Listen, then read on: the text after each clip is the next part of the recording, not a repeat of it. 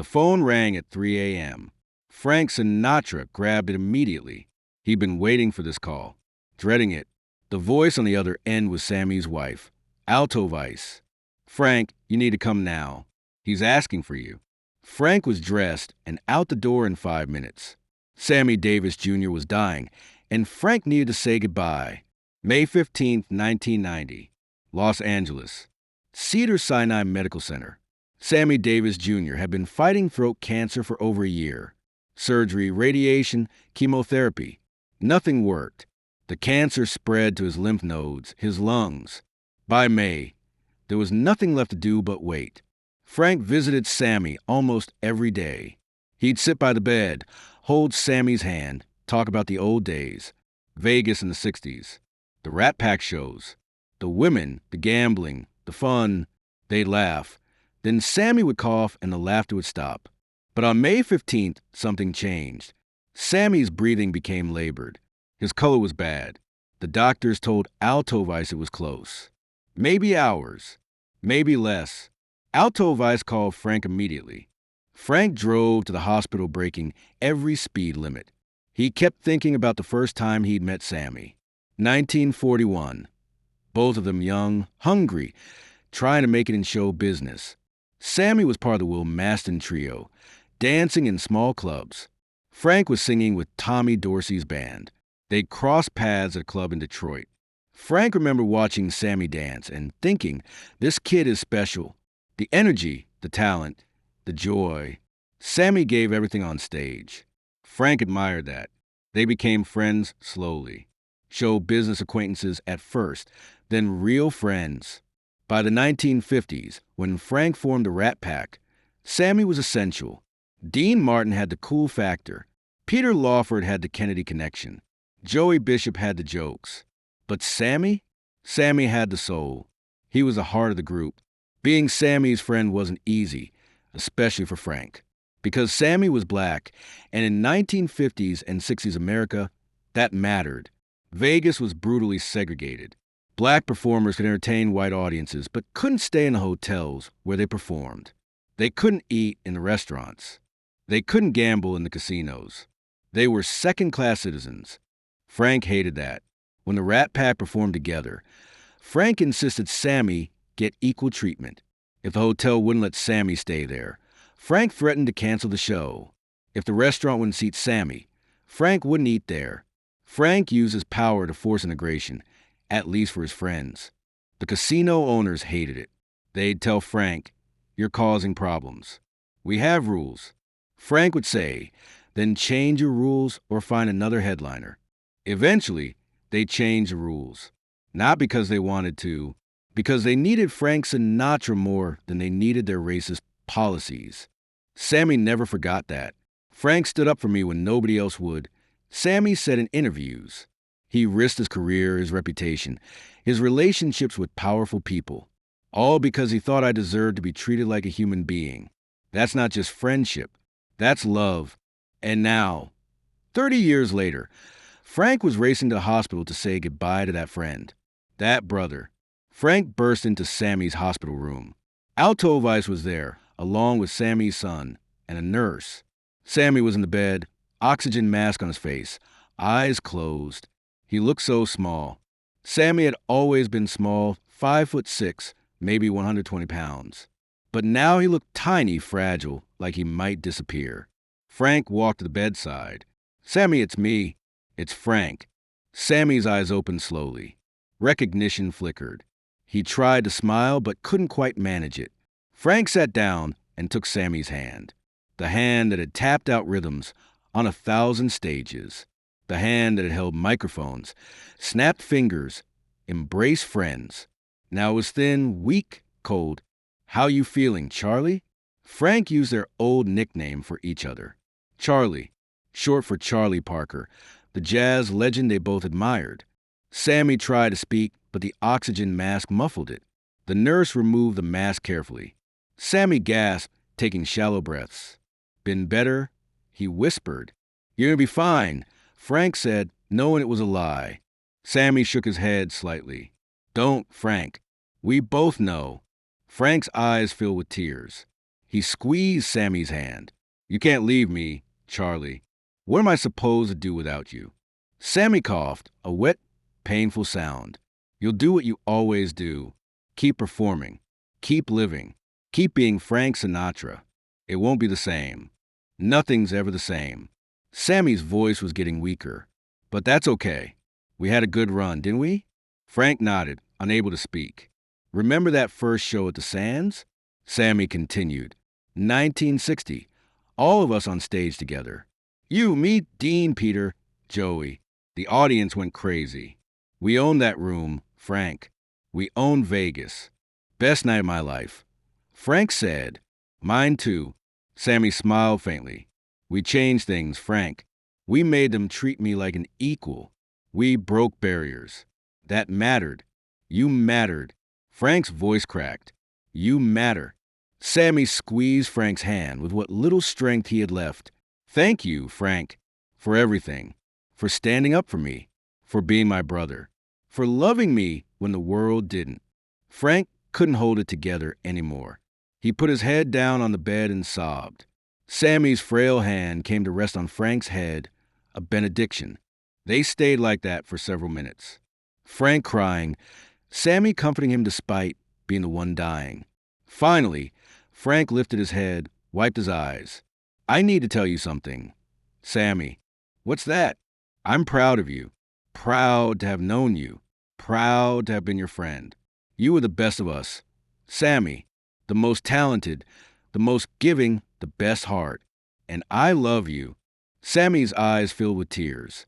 I love you too, Frank. There was so much more to say. 40 years of friendship memories, inside jokes, shared struggles. But Sammy was getting tired. His breathing was more labored. The nurse looked worried. Sammy, I'm going to let you rest. Frank said, but I'll be right outside.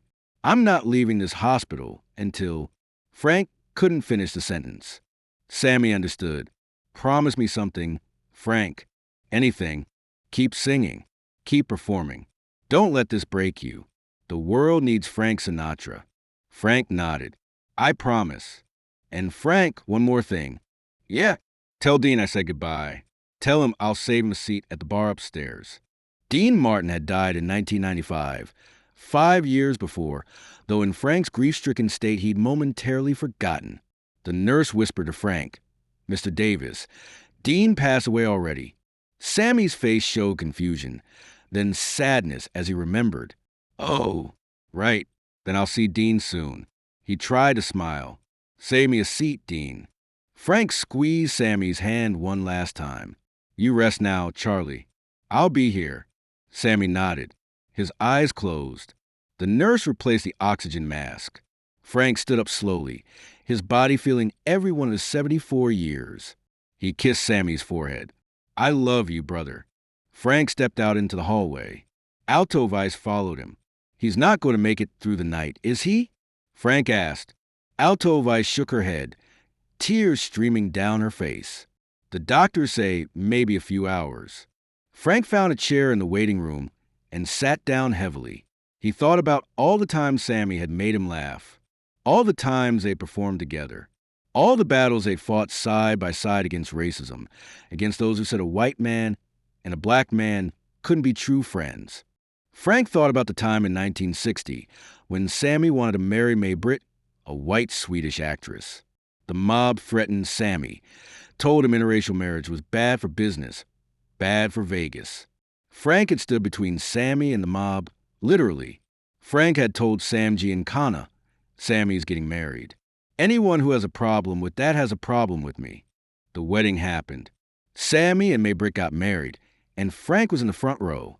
Frank thought about the time in 1964 when a club owner told Sammy he couldn't enter through the front door because he was black. Frank heard about it and immediately called the owner. If Sammy doesn't go through the front door, I never perform in your club again, and I'll make sure none of my friends perform there either. Good luck staying in business. Sammy went through the front door after that. Frank thought about the time in 1973 when Sammy's career was struggling. People had moved on from the Rat Pack. Taste had changed. Sammy was doing smaller venues, making less money, Frank quietly arranged for Sammy to open for him on a major tour. Frank didn't need an opening act, but Sammy needed the work. That's what brothers do. As Frank sat in that hospital waiting room, he realized something. His life had been full of friendships, romances, professional relationships. But Sammy was different. Sammy was family. Not the family you're born into, but the family you choose. The family that matters more because it's based on love and respect rather than obligation. At 5:17 a.m., a doctor came into the waiting room. Frank stood up immediately, knowing what the doctor was going to say before he said it. "Mr. Sinatra, I'm sorry. Mr. Davis passed away a few minutes ago." He went peacefully. His wife was with him at the end. Frank nodded. He didn't cry. He'd cried all his tears at Sammy's bedside. Now he just felt empty. "Can I see him?" "Of course." Frank walked back into the room. Sammy looked peaceful. The struggle was over. No more pain. No more fighting for breath. Just peace. Frank stood by the bed for a long time, just looking at his friend. Then he leaned down and whispered, "You were the best of us, Sammy. Rest easy, brother. Save me a seat." Frank left the hospital as the sun was rising over Los Angeles. He got in his car and just drove. No destination. Just driving, thinking about Sammy, about the life they'd lived, the barriers they'd broken, the friendship that had defied racism, prejudice, and every attempt to divide them. Sammy Davis Jr.'s funeral was held on May 18, 1990, at Forest Lawn Cemetery. Thousands of people attended. Frank gave the eulogy. He stood at the podium, looked out at the crowd, and spoke. "Sammy Davis Jr. was my brother, not by blood, but by choice. We chose each other. 40 years ago, we chose to be friends despite the world telling us we shouldn't be. I'm white, he was black. I was Catholic. He converted to Judaism. We had every reason to be strangers, but we became brothers." Frank paused, fighting emotion. "Sammy taught me that friendship transcends race, religion, politics. Friendship is about seeing someone's soul and loving what you see. I saw Sammy's soul. It was beautiful, pure, talented beyond measure. And I loved him." Frank's voice cracked. "I'm going to miss him every day. I'm going to miss his laugh, his energy, his talent. I'm going to miss having someone who understood me, who knew my flaws and loved me anyway. I'm going to miss my brother." Frank couldn't continue. He stepped away from the podium and sat down, sobbing. Dean Martin's daughter came up and hugged him. Several of Sammy's family members embraced him. Frank Sinatra, the toughest man in show business, cried like a child. After the funeral, Frank made a decision. He never performed Mr. Bojangles again. It had been one of Sammy's signature songs. Frank had performed it occasionally as a tribute to Sammy. But after Sammy died, Frank couldn't do it. Too painful. Too many memories. Frank also kept the promise he'd made to Sammy. He kept performing. Even though his health was declining, even though his voice wasn't what it used to be, Frank kept taking the stage. Because Sammy had asked him to. Because that's what you do for a brother. In 1995, Frank gave what would be his final interview. The journalist asked about his greatest friendships. Frank didn't hesitate. "Sammy Davis Jr., best friend I ever had. We went through everything together. The good times, the bad times, the fights, the triumphs. He was my brother. What made your friendship so special?" Frank thought for a moment. "Sammy never judged me, never tried to change me. He accepted me exactly as I was, flaws and all. And I did the same for him. We fought for each other, protected each other, loved each other. That's what real friendship is. Do you miss him?" Frank's eyes filled with tears. "Every single day. There's a hole in my life that nobody can fill. When Sammy died, part of me died with him. What would you say to him if you could talk to him one more time?" Frank smiled through his tears. "I'd say, Charlie, you were right. We had a hell of a run. And I'd say I kept my promise. I kept performing. I kept living, just like you asked. And I'd say, I can't wait to see you again. Save me that seat at the bar. We've got 40 years of catching up to do." Frank Sinatra died on May 14, 1998. 8 years and one day before the anniversary of Sammy's death. Some of Frank's friends said it wasn't a coincidence. Frank had been hanging on, but when that anniversary approached, he was ready to let go, ready to see Sammy again. At Frank's funeral, one of his daughters read a letter Frank had written years earlier. It was addressed to Sammy. The letter said, "Charlie, if you're reading this, it means I've finally joined you. I hope you saved me that seat like you promised. I hope Dean's there too. I hope we can all be together again like the old days. The three of us performing for eternity. No racism, no prejudice, no barriers. Just three brothers doing what they loved. I never told you enough how much you meant to me. I never said thank you enough for the joy you brought into my life. So I'm saying it now. Thank you, Sammy. Thank you for being my friend.